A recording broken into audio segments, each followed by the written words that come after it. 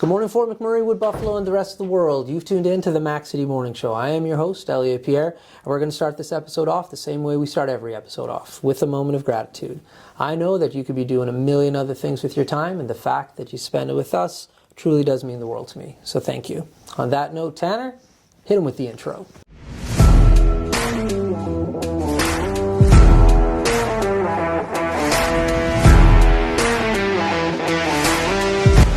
How's it going, you guys? It's Jake White, JJW, coming at you from Norrell Toyota in Fort McMurray. Just wanted to say hi and come on down, check the place out. Hi, my name's Richard. I'm the service manager here at Norrell Toyota. Hi there, I'm Adam. I'm here at Norrell Toyota. I'm a product advisor. Hi, I'm Cass. I'm the appointment coordinator. Happy to help you. Hey, it's Keith Simpson here. I'm the general manager of Norrell Toyota, soon to be Fort McMurray Toyota. Pretty excited for our new dealership. As you've seen, you met all my staff. These guys are all my family. We're here to take care of you. Come on down and be part of our family. And we are back. As you know, before I even get there, we got to give a big shout out to our title sponsor, Norrell Toyota. Thank you very much for your ongoing support. We really do appreciate it. As you know, I don't introduce my guests because they can do a better job at that than myself. So, sir, can you please tell everybody at home who you are and what you're about? Oh, thanks for having me, Elliot. Yeah, no worries, man. I'm so grateful for you and our friendship. Yeah. And it's so nice to do a podcast with you. Yeah, it's going to be a lot of fun. My name is Faraz Siddiqi. I'm the COO of Bouchier. And I grew up in Fort Mac, so just a pleasure being back in the community. Yeah. My wifey of 18 years, she's also from Fort Mac. Yeah. So just have a lot of strong roots here. Been in the industry for about 25 years, primarily in executive leadership, senior management roles. Right. But really, I like to think about I work for the success of the people I get the privilege of working with. Yeah. So just been at Boucher for about 4 years now. Currently in that CEO capacity, and just a privilege being here with you and awesome. On the podcast. I'm That's very cool, excited man. Yeah, man, to rock and roll with you. Yeah, good conversations today. So you grew up here, but then you went away. Where did you go to school? I actually went to New York City, the Big Apple. Okay. So it was a blast. Yeah, I went to U of A and then went to law school out in New York. Okay. Lived there for 5 years. Right. And then a girl brought me back to Canada. Yeah. My wife. Couldn't stand me in high school, right. but she's from Fort Mac, as I mentioned. But eventually we connected in Toronto, married ever since. And then I kind of pivoted back to the oil and gas sector. I think oil is in my blood. So my parents grew up here, and at the time, like the 80s, 90s, there's like two options. You either work at Syncrude or you work at Suncor. That's right. So my father was at Syncrude. Yeah. My first gig was 25 years ago, working in the industry. On Syncrude site. So I've never looked back, and been with the organization for the last 4 years. Was it a summer student job? It was, It was like... Okay, what did they have you doing? It was like data entry. Okay. And then I kind of graduated to doing more like change management, which is just...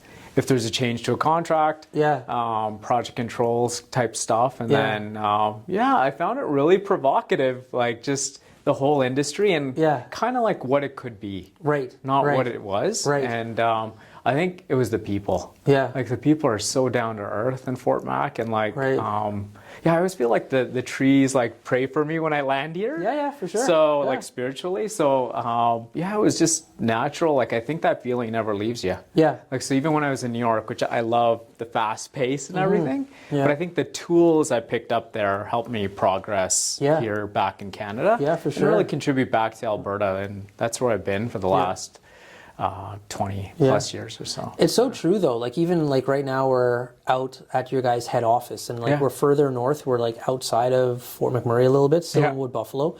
But like I was talking to Nicole last time, like every time I come out here, like I take a minute to go like meditate outside, and because you can feel it's a vibe out here. And I just walked upstairs and the meditation room is completed. So I was telling Tanner, I was like, hey, just so you know, bro, before we leave, I'm going to take 10 minutes and I go up there. Like 100%. There is something to be said. Like you said, you feel the trees make you feel more at home and protect you. Like it's something you do feel when you're out here. Like, 100%. That's for sure, man. Yeah, it's definitely, and so connected, like with our indigenous ancestry as well, you know, and like we're people of the land, you know, like a country, like what is a country really? Yeah.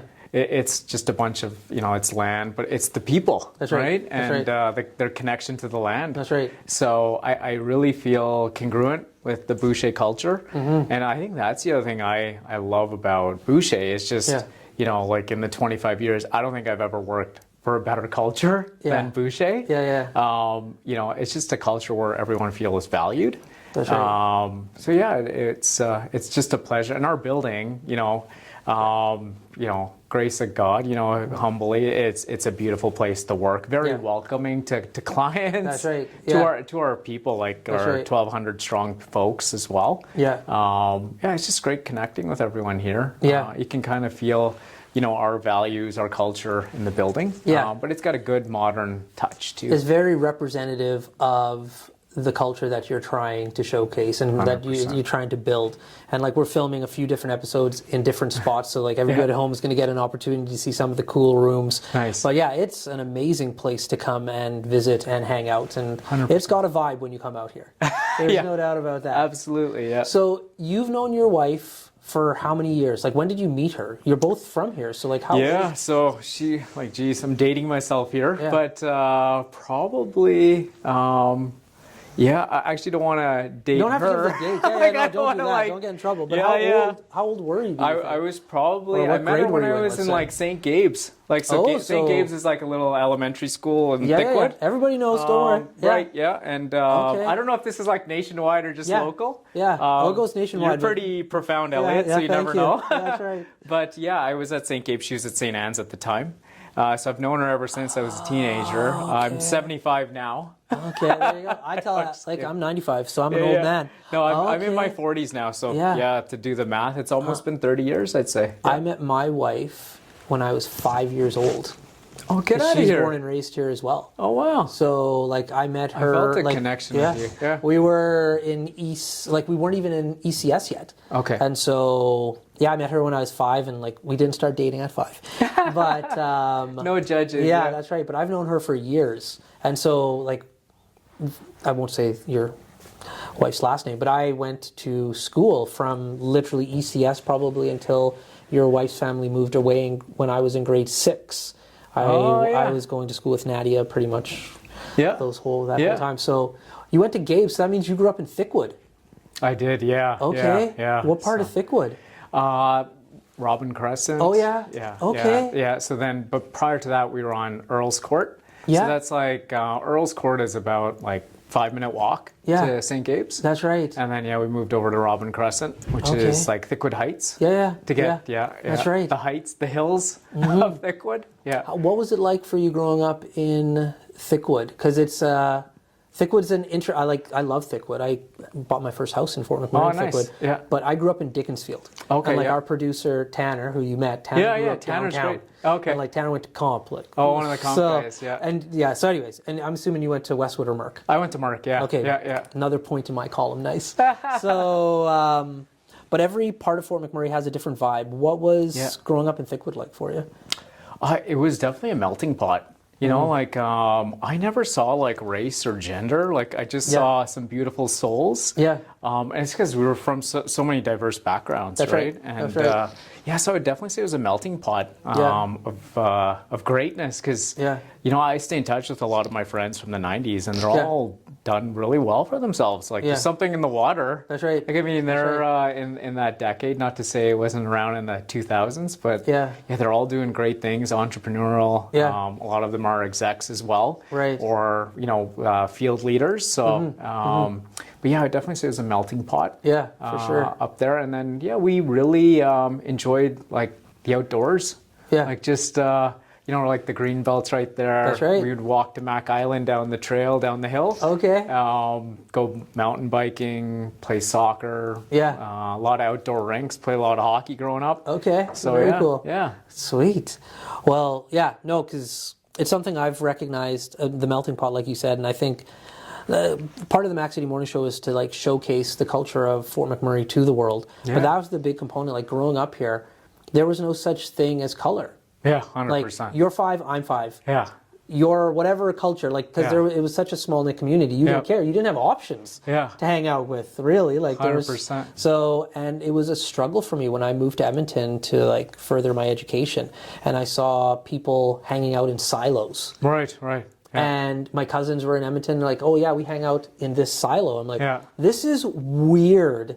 And like, I was dating my wife, and at the time I was dating, she's my girlfriend, but her family immigrated here from Ireland. Oh, wow. And so I was bringing her to these Guyanese events, and everybody's like, what the hell's going on here? And I was just like, what is going on here? Like, where is the diversity? Like, you live in Edmonton, like, there's so many cultures here, but like in a big city, it allows you to like stick with like the people that the countries that you immigrate from. So that's the beautiful thing about Fort McMurray in particular, is like the diversity that you just gorgeous. I took it for granted until I moved away. And that was one of the big components for me wanting to move back to Fort McMurray, was I felt it was like a nicer, more opening, welcoming kind of culture to live in. 100%. Yeah, man.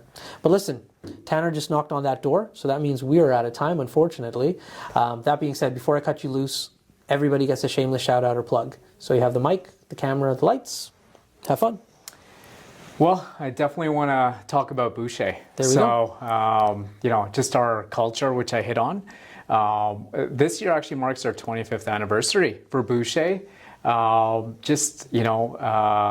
We've come so far since, you know, Dave Bouchier and Nicole. And I definitely hit the Powerball jackpot in terms of owners. Just two of the most gracious, smart, kind, loving people you could ever meet, right? Back in '98, like with a used dozer and just an idea, Bouchier started. That's right. Like from humble beginnings. And we've grown ever since, you know, like we've gone from that one piece of equipment to 400 pieces, a couple of folks like Dave and Nicole for sure, and a few others to, you know, 1,200 plus workforce. And we're really excited to mark that 20th anniversary. Probably contributed around $6 million, you know, back into the community and community investment. You know, we spend about $5 million on our Indigenous brethren and sisters that work in companies, through vendors. Just really proud to be part of that. And, you know, I'd say our approach is really like being the trusted partner to our clients, to our stakeholders. So that's, you know, it's really about being better together. And, you know, and that enables us to deliver like integrated site services. So I know everyone kind of knows what we do, but, you know, just a friendly reminder, you know, like civil contracting facility services. Hitting it out of the park there. And we're looking forward to a, you know, strong 2023. There we go. Awesome, man. Well, thank you for being a part of the show. Feel free to come back as many times as you want. Oh, thanks, Elliot. The shows are short so that I can have people just come back and further those conversations. So anyways, everybody at home, thank you for tuning in. It does mean the world to me. Big shout out to our title sponsor, Norel Toyota, as well as Carrie from Patchouli Rose. You're about to see her ad as well. Everybody at home, thank you so much for tuning in. It does mean the world to me, and I hope you're having a great day. Peace. Hi everyone, it's Carrie with Patchouli Rose here at Thickwood Barbershop. If you're wondering what to get your loved one this season for Valentine's Day, I make an all-natural anti-aging skin serum called Good Skin.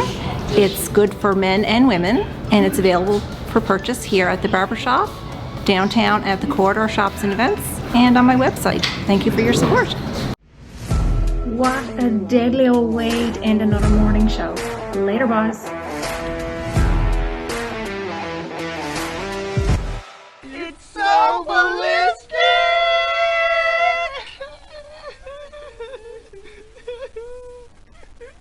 Talk about quenching your ugly thirst.